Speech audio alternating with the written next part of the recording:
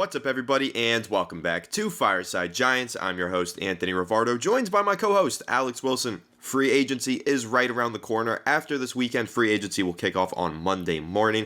Of course, we recapped the big decisions that the Giants made not to franchise tag or transition tag both Saquon Barkley and Xavier Legette, but now we're starting to see what this running back market is going to look like, what this safety market is going to look like, and we're starting to hear some rumors about where Saquon Barkley might want to play football in 2024, and the answer to that question might just shock you. Apparently, there's mutual interest between he and the Philadelphia Eagles, division rival. As you all know, if you've been watching this channel for a long time, I'm sure many of you share this feeling with me. There's nothing in the world that I hate more than the Philadelphia Eagles. I absolutely despise that team, their fan base, how evil they are in that stadium to opposing fans when they come to visit and watch their team play. Everything about the Eagles just angers me. So the idea of Saquon Barkley signing there, I'm not too happy about it. I know a lot of you probably feel the same way. Of course, we'll see where he does end up signing, but we do want to react to that news and unpack that, plus all the other takeaways from the last couple days of cuts. There was a lot of Buffalo Bills players who got cut that maybe the Giants could look to target, and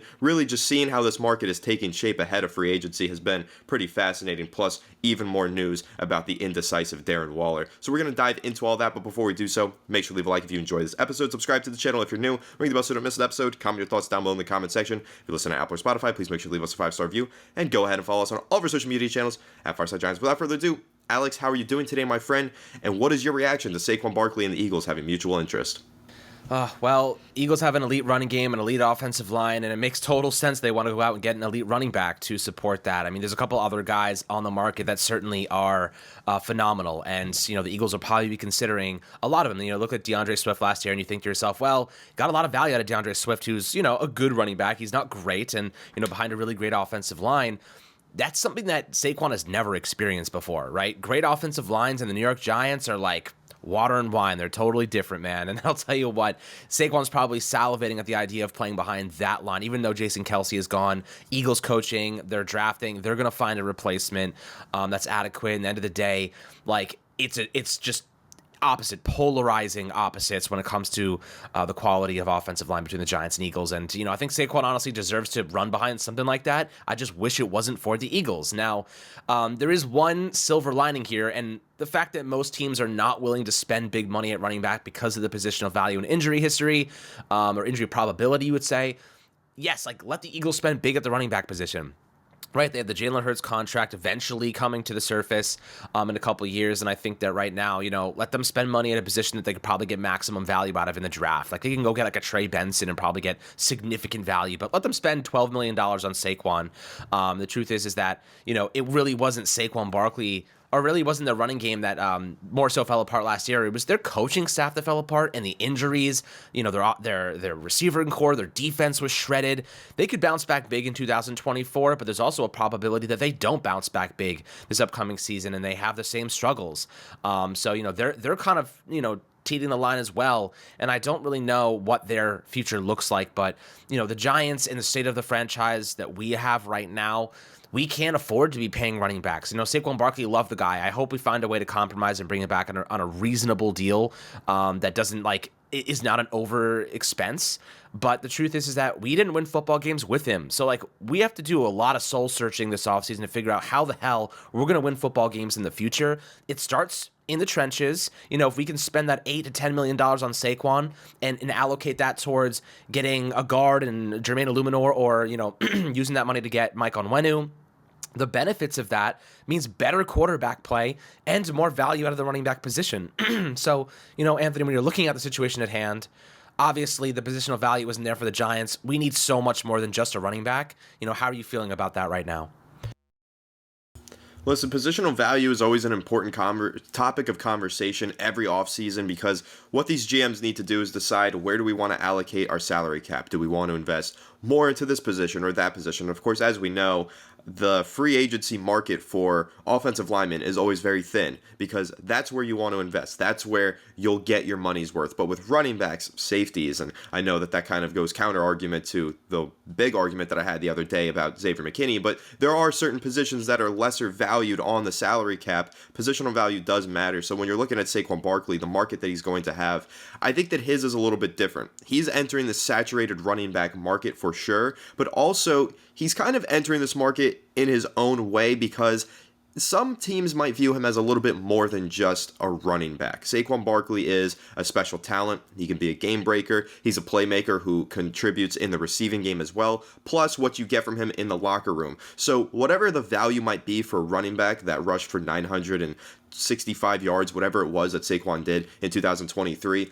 his market is boosted because A, his name is Saquon Barkley, and B, he's a great leader in the locker room, and C, he actually ended up with over 1,000 yards from scrimmage because he does contribute as a receiver. So looking at positional value and stuff like that, it is important, but you do have to take note of the fact that guys like Saquon Barkley, these superstars, they do push their value higher than what their position dictates. And if you want to go the positional value route, if you're the New York Giants, and say, okay, listen, we don't want to give Saquon Barkley that Saquon Barkley contract, because again, a running back that goes for 900 something yards isn't worth 11 to 12 million dollars, but Saquon Barkley being Saquon Barkley is going to get that. Now, how about another running back who rushed for 1,000 yards last season? How about this would be the perfect response, in my opinion, Alex, and I want to get your opinion on this. I just tweeted about this. The Giants say they lose Saquon Barkley to the Philadelphia Eagles. Why don't they just go ahead and their response should be taking DeAndre Swift from the Philadelphia Eagles? DeAndre Swift rushed for 1,000 yards last season, is 25 years old, so he's much younger than Saquon Barkley, has a less extensive injury history, and has proven to be a very effective rusher when on the field. Hasn't really been given that full opportunity, though, until this past season.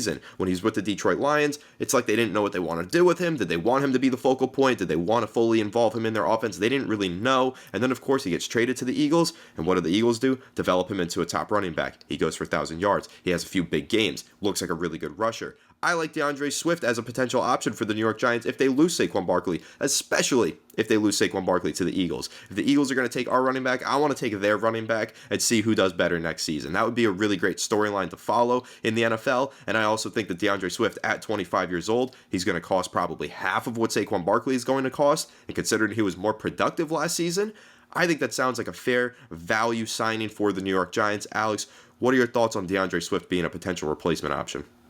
I mean, look, I'm definitely willing to consider it. There's a lot of running back options. I also really like Devin Singletary and Zach Moss. Zach Moss is, projected to have like a salary of like $4 million, where I think Singletary's around 5 or 6. So, Zach Moss is not only just a decent running back from the backfield, he's a good receiver. So I kind of like a lot of what the Giants have in terms of options to replace Saquon. The truth is simple, guys, and I think you guys are all on the same page as me. We'd love to have Saquon back, but investing in the offensive line is the number one priority on my mind right now. It's number one. There's nothing else there in terms of free agency expenditures. Forget Xavier McKinney, forget Saquon Barkley. It is reinvesting in the offensive line and not through the draft, because we need proven players right now. We cannot continue drafting guys with the hopes of developing them. We already have multiple first and second round picks on our offensive line. How much more do you freaking need? The Raiders had undrafted free agents and journeyman free agents and had an above average offensive line last year. We have multiple first and second round picks and free agents, and we still can't put together anything better than the bottom 2 ranked pass blocking grades in football. So it's like, there's a big shift coming here. I think the coaching that Priscilla is going to do is going to be significantly better than what Bobby Johnson was accomplishing, or rather not accomplishing, and bringing in a nice veteran piece that brings experience and upside and youth like a Mike Onwenu makes the most sense to me. And I think the beauty about Mike Onwenu is that the Giants have the luxury of saying Mike Onwenu is going to compete directly with Evan Neal for right tackle. If Evan Neal plays well, takes a big step forward at right tackle, and they're like, oh, you know what, actually, this guy's looking like he's reaching his potential because Barcelos coached him up and he's gotten better, we can kick Onwenu into right guard, where his preferred position is. So, like, you have the flexibility of actually using a guy like Onwenu in multiple ways. You can use him to test Evan Neal, and if he loses, obviously Onwenu starts at right tackle, and then Neal would kick into guard in this scenario. It's really a win-win-win across the board because of his versatility and competency in multiple positions. So I love that idea. But DeAndre Swift, sorry, a little tangent there, but going back to DeAndre Swift, obviously a good player, has had its injury history in the past, and last year with the Eagles had a really good season. But again, I don't expect him to be the player he was with the Philadelphia, because our offensive lines are significantly different and our scheme is significantly different. So I think it really depends on price, right? Is he the same cost as Zach Moss or Devin Singletary? Joe Shane helped draft Zach Moss and Devin Singletary. So, like, he has familiarity. Brian Daboll's coached both of those guys on offense. I think that correlation promotes a higher probability we go after one of those two guys. But I'll get your take on that. Like, let's say the cost for Singletary, Zach Moss, and DeAndre Swift is relatively the same. Do you think that we would opt for a guy that Brian Daboll's already coached before? Or do you think they would go with Swift because maybe there's a little bit more upside there, even though, I'm not necessarily so sure about that? I think you'd be smart to go with Swift because there is more upside, in my opinion. I mean, listen, the other two guys that you mentioned have not eclipsed 1,000 rushing yards in the season. DeAndre Swift has done that, and again, he did it in a fashion of this is his first year as a full-time starter, and he just had that breakout and went for 1,000 rushing yards. And I think having a 1,000-yard rusher is very important. And the other argument that I'll make, or kind of counter-argument, so you kind of mentioned how Swift wouldn't be as productive with the Giants because he's not playing behind the Eagles' offensive line. Well, I'd argue that the way to signing a guy like a Mike Onwenu or a top-level offensive lineman is by going cheaper at running back and reinvesting that into the offensive line. So rather than spending $12 million per season on Saquon Barkley, how about $6 million per season on DeAndre Swift? You take that other $6 million, that can go ahead and contribute towards the Mike Onwenu fund or the Robert Hunt fund, or it could probably sign you Jermaine Illuminor as a new right tackle. So I think that that's kind of the way that I would look at it, Alex, is like, yes, Swift contributed, or Swift benefited a lot from the Eagles' offensive line. Of course, we know they have a great rushing attack, all that stuff. But he also could have an opportunity to enter the Giants' offense as the focal point, be a solid rusher with an improved offensive line in front of him, because the Giants can now redistribute their funding and kind of move it out of the running back position, which last year, $10.1 million tied up into the running back position. Imagine if they had an extra $4 million to spend on the offensive line. Maybe they would have had a better starter at left or right guard. It's totally possible. So going into this offseason, maybe they don't spend as much with Saquon. They go with Swift. They spend a little bit more on the offensive line. And boom, you still have his production that he showed with the Eagles last season. But again, to kind of answer your question, Swift versus Devin Singletary versus Zach Moss. Zach Moss and Devin Singletary, I like them both. I think that the fact that they both have connections to Brian Daboll and Joe Schoen is interesting, but it doesn't exactly move me because neither one of them has gone through a full season as a starting running back. Singletary has really been a complimentary role. Like, he's gone for 700 and 800 yards in seasons, but he's never been the focal point of an offense. He hasn't led a rushing attack to over 1,000 yards. Same with Zach Moss. I mean, he was close because this past season when Jonathan Taylor wasn't playing due to contract issues, I think Zach Moss showed a ton of potential. He was averaging, I think, 94 rushing yards per game in the first few weeks of the season before Jonathan Taylor came back. So I like the potential with Zach Moss, but I like the establishment of DeAndre Swift. And DeAndre Swift, his projected market value, according to PFF, $6.25 million per season. I don't think that's too bad. $6.7 million according to SpotRack. So you're talking about paying either Saquon around 10 to 12, or DeAndre Swift around 6 to 7, or these other guys, Singletary, Moss, around 4 to 5. I would pay up for the 6 to 7. I think you're getting a better player for that value of that extra $2 million, while also saving the $5 million that you're not getting from Saquon Barkley if he leaves elsewhere. I think that Swift is a nice middle point. You are getting a solid running back that can be your bell cow and go for 1,000 yards. You're not taking a chance on a lesser proven guy. You're getting somebody who is pretty established but still has room to grow, and also saving money by not spending up on Saquon Barkley. Of course, I'd like the Giants to sign Saquon Barkley. I would like him to be back with this team in 2024, but assuming he does leave and go elsewhere, I like DeAndre Swift, and I get why you might kind of lean towards those other guys, Zach Moss and Devin Singletary, but again, I think that the value, $6 to $7 million for DeAndre Swift, plus the added value of taking the rest of that money and putting it into the offensive line, I think that makes a lot of sense. Yeah, I mean, I could see the Giants doing something like going for a cheaper option than drafting running back and then having like a 1-2 punch, like a Zach Moss and a Trey Benson, like a Zach Moss and an Audric Estime. I could see lots of different options here. I think it's generally good to have two running backs that contribute instead of just one, because one goes down, you're left with basically nothing.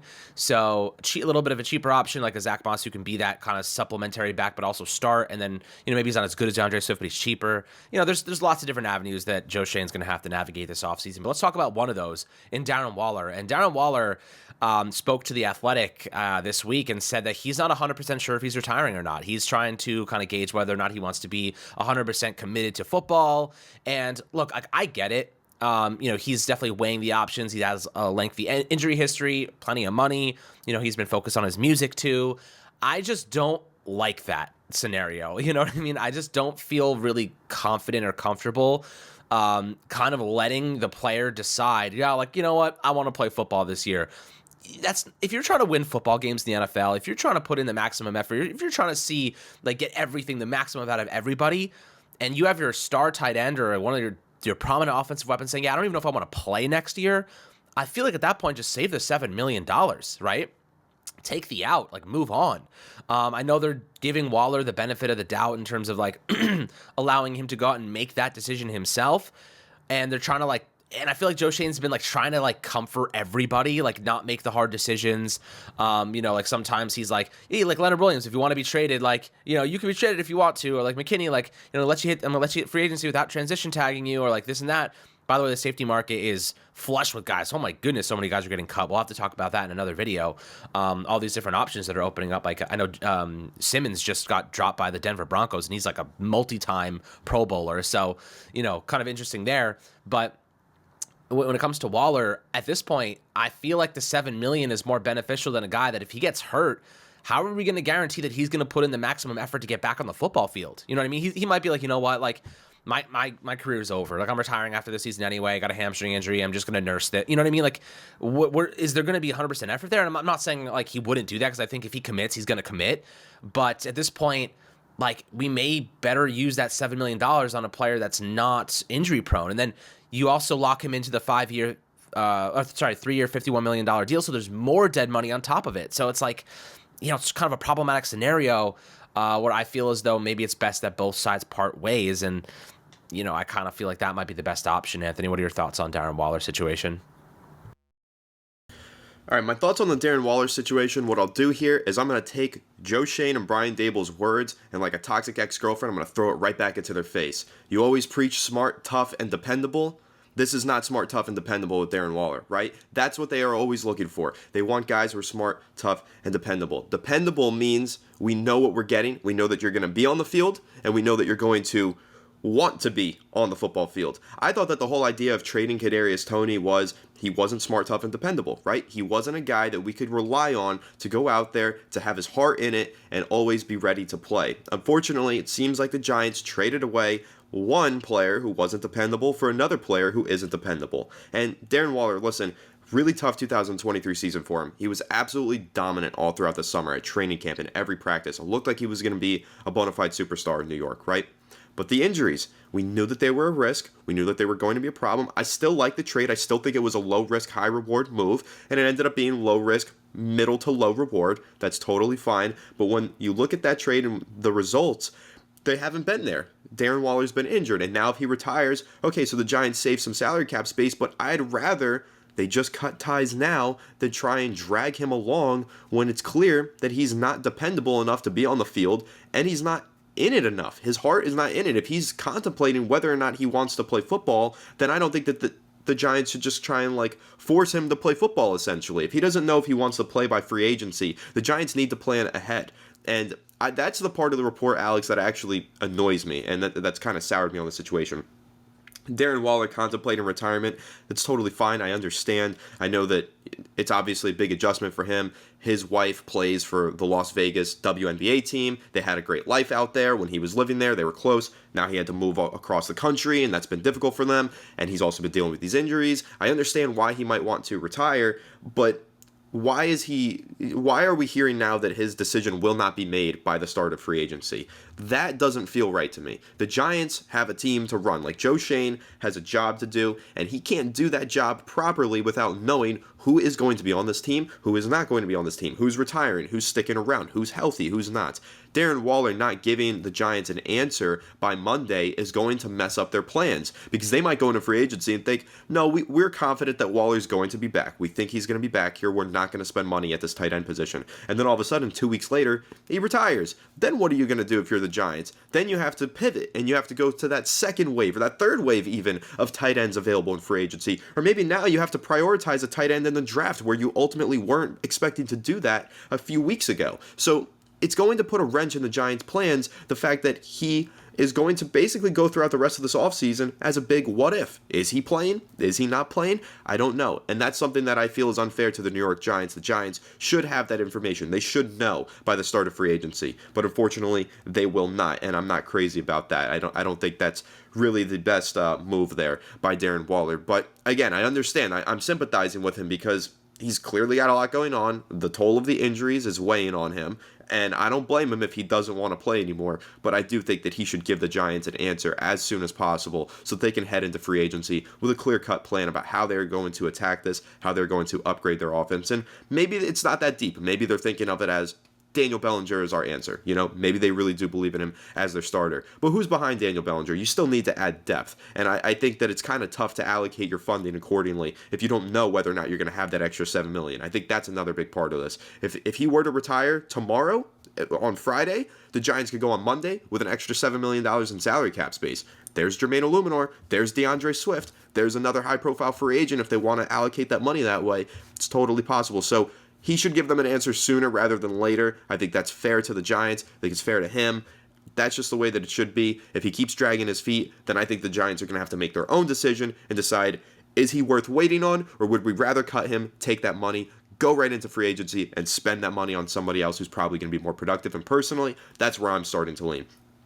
We've had plenty of conversations about Darren Waller and whether or not the Giants should cut him. With this news, I think because he's so 50-50, it kind of makes up my decision, Alex. I don't know how you feel, but it makes up my mind where, at this point, I'd rather just take that extra $6 to $7 million in salary cap space, go into free agency. I'd rather not know about Darren Waller. I'd rather know that I have that $7 million to spend on an offensive lineman.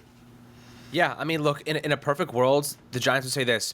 If you decide that you want to come back and you make us wait until after free agency, this is how it's going to go. That 3-year, $51 million, you have to forfeit the right to that, and we basically just sign you to a 1-year, $7 million deal with no dead money after. Like, it's a 1-year guaranteed money deal. That's it.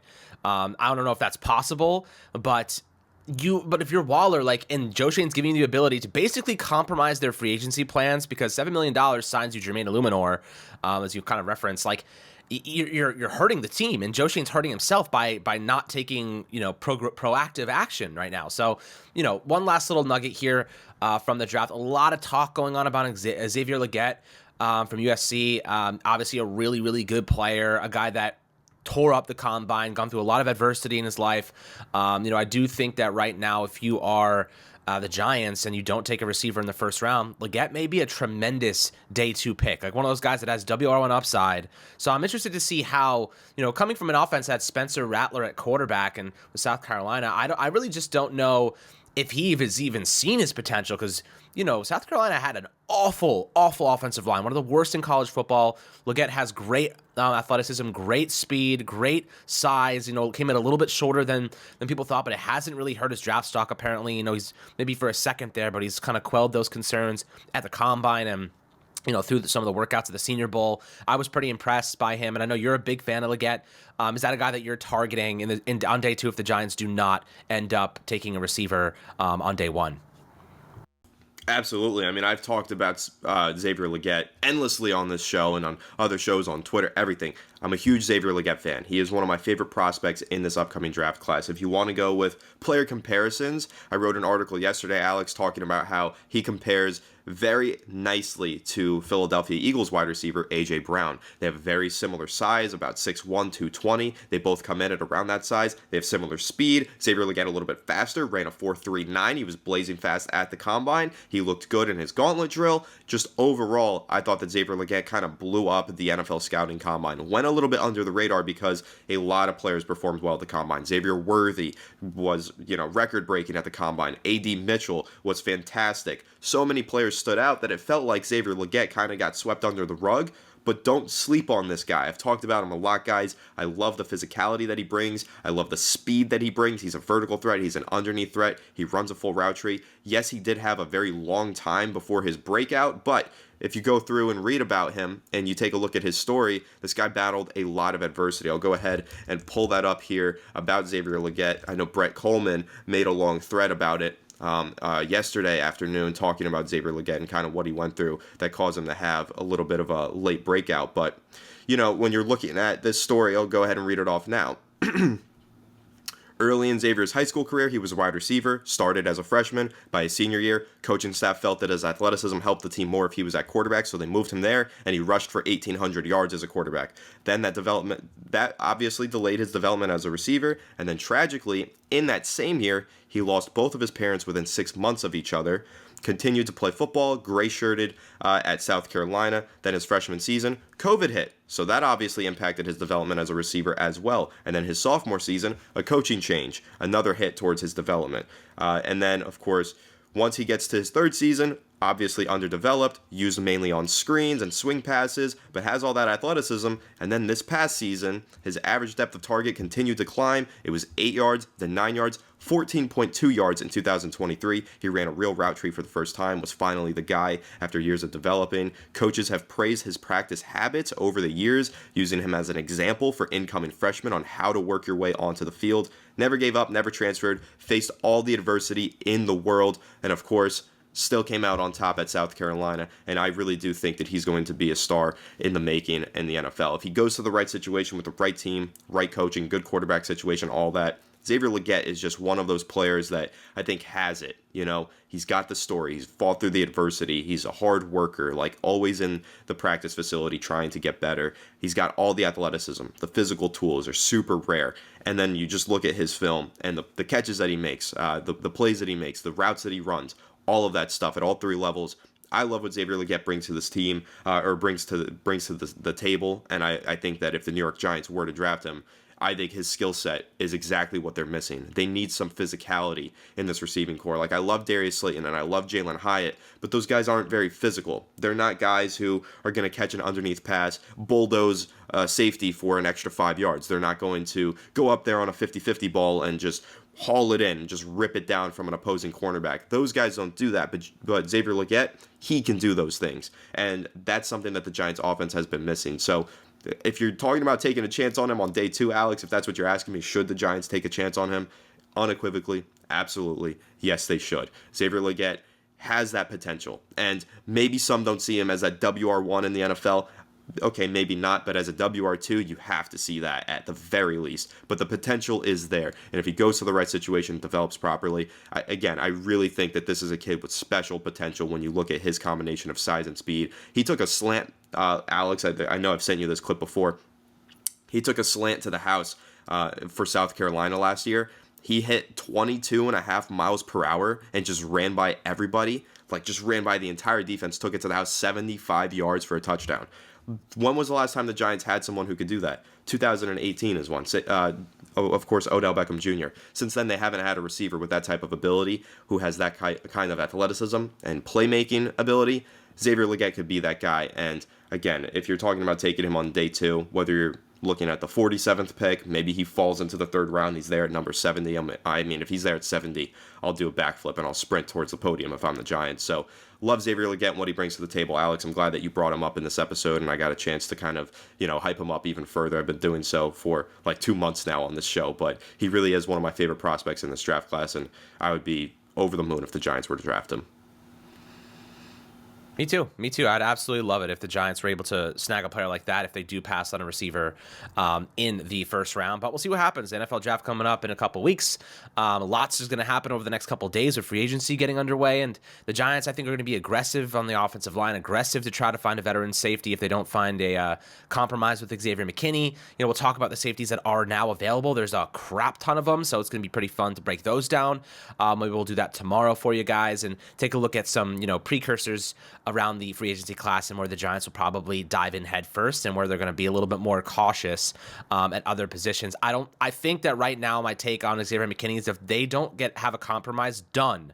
And by the way, Joe Shane kind of played this pretty well now in retrospect in terms of now there's so many free safeties hitting the market, it depresses the market and brings the price down. So McKinney's value just lessened, in my opinion. I think he's going to have to settle for a little less than he probably would have. So maybe they compromise on a deal now. If they don't, I think the Giants are going to be pretty quick to solve that safety position on a shorter-term contract with a veteran player. I can see them going in that direction. I know that might not be a lot of people's preference, including yours, Anthony, but that's just my prediction at this point in time. There's a lot of really good talented players out there that might be a little bit cheaper on shorter term deals where we don't have to give so much guarantees and we can kind of protect our salary health in the future. But again, you're losing a leader, so is a big hit nonetheless. But we'll talk about other free agency, where the priorities lie, players that we like, and stuff like that, maybe tomorrow. So we'll get you guys covered on those. But Anthony, I'll let you send us out. Of course, I'm excited to keep breaking everything down. A lot of rumors. I mean, you just mentioned there all the news with the safety market shifting, the running back market shifting as well. There's a whole lot going on. A lot of cuts, a lot of extensions. We're going to dive into all that this weekend. We're going to ramp up, give you guys who we think the Giants should sign, who they should be targeting, just in advance of Monday's legal tampering period, which is going to be super exciting. So stay tuned to that. I can't wait to break down all the signings that the Giants do make, all the signings that they lose out on, all the players that sign elsewhere. It's going to be a really interesting next few days in the NFL, and especially for the New York Giants as they enter this really pivotal free agency period. So, of course, we'll keep you updated here on Fireside Giants. So make sure to leave a like if you did enjoy this episode. Subscribe to the channel if you're new. Ring the bell so you don't miss an episode, and comment your thoughts down below in the comment section. If you listen to Apple or Spotify, please make sure to leave us a 5-star review. Go ahead and follow us on all of our social media channels at Fireside Giants. Without further ado, we'll catch you all in the next one. Have a good one, and let's go Giants.